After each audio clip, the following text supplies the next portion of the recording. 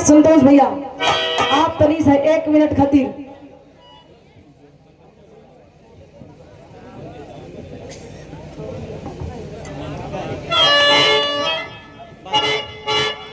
एक लाइन भैया के सम्मान में। वाह फौजी भैया आ गए फौजी भैया, आप कहीं पीछे हुआ फौजी भैया, आप पे तो देश के भविष्य होगा। हमनी लोग जागी लता या पही लोग के सहारे। आइए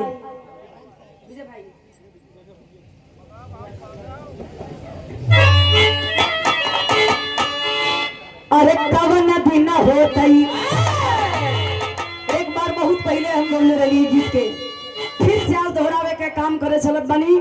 काहे से कि हम ता बिना भैया के बतौले अपने मर्जी से गीत के हम गौले रही।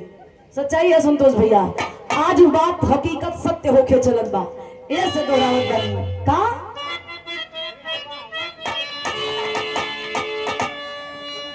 अरे कवन दिन होतई हे संतोष भैया, कवन दिन होतई आप बनी जाता विधायक, कवन दिन होतई बनी जाता विधायक, कवन दिन। खाली बना के समर्थन में करो, क्या बात है।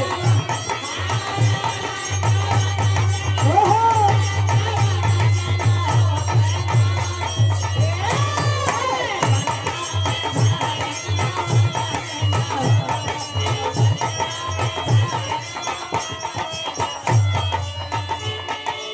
दुखिया गरीबवन के, अरे रानीगंज विधानसभा के आप हुआ नायक, कवन दिन होतई बनी जाता विधायक, कवन दिन। खाली बना के लोग समर्थन करो, बात मालूम नहीं क्या बात है। आपको लोगों की इच्छा हो क्या चाहिए।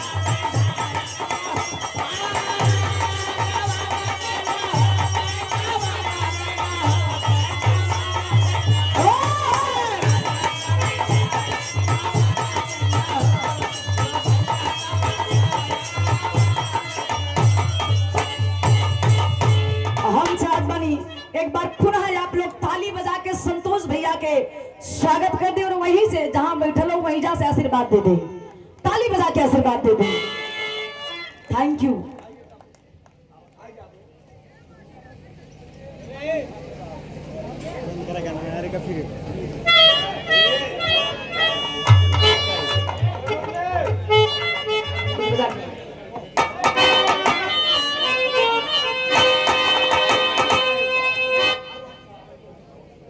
प्रधानी लड़त हुआ तो कुछ खर्चा बढ़ जाता भैया।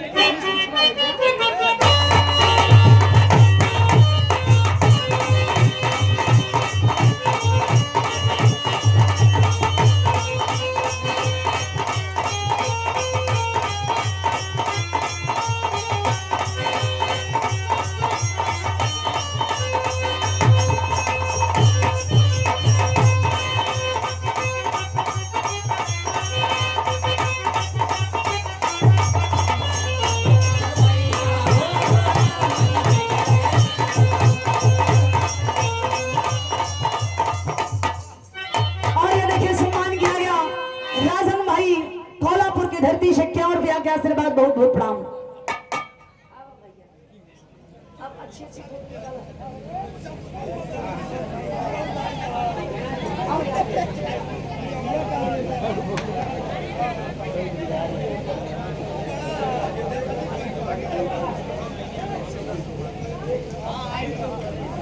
और ये देखिए हमारे हृदय के गार्जियन, हमारे बड़े भैया, बड़ भाई हमेशा पिता के समान होके, हमरे धर्म के बड़का भैया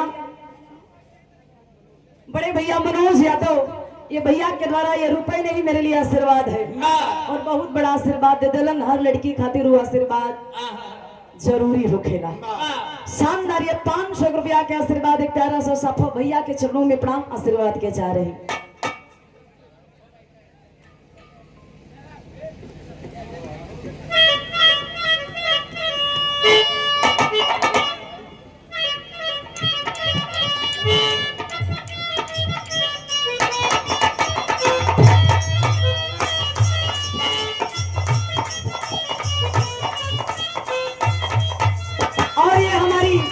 भाभी जी, हमारे फेवरेट भाभी जो हमारा एकदम दिल के करीब रहेली, बड़ा स्नेह प्यार दुलार मिला करता है।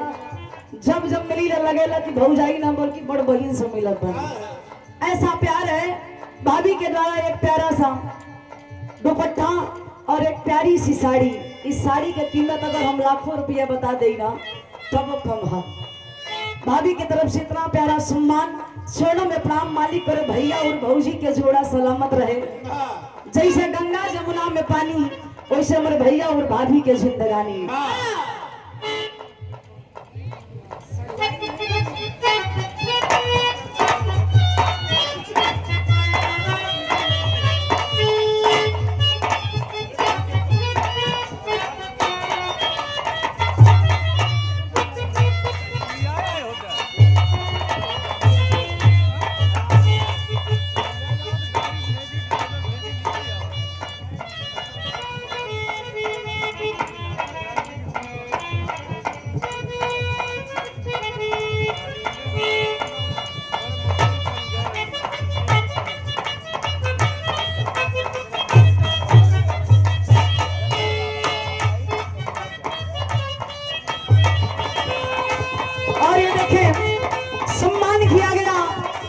प्यारी सी साली साहिबा थाम के सड़वैनी के बात होगा।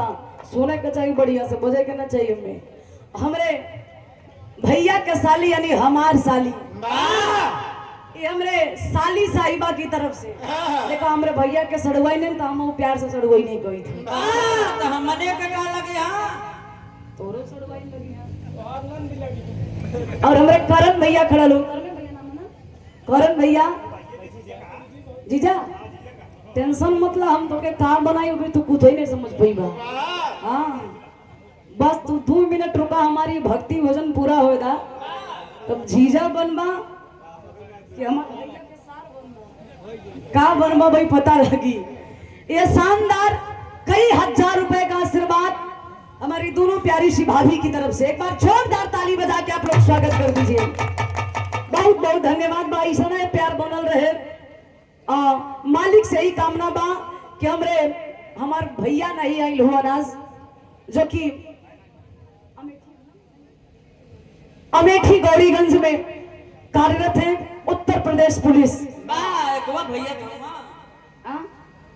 हाँ अरे टेंशन नहीं मत भैया, दोनों जनी की संभाल लेगा। चरणों में प्रणाम आशीर्वाद के चाह रही अच्छे से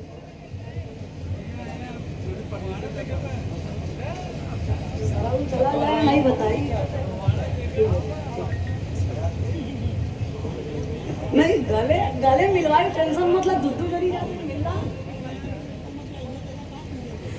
वाह भागिया मत बढ़िया से खाए हो के या फिर ज्योति के गाना सुने के पहले अगर खाली पेट रही तो चक्करों आ सकत है। ये सब बढ़िया से पेट भर के या करन भैया कहे से कि वीआईपी गाना तोरे खातिर हम सुन कर लेके आइल बानी। अब नहीं सामने करा होगा तनी के सामने रखता सामने। ए भैया बड़ी अच्छी अच्छी गीत सुने के मिलल।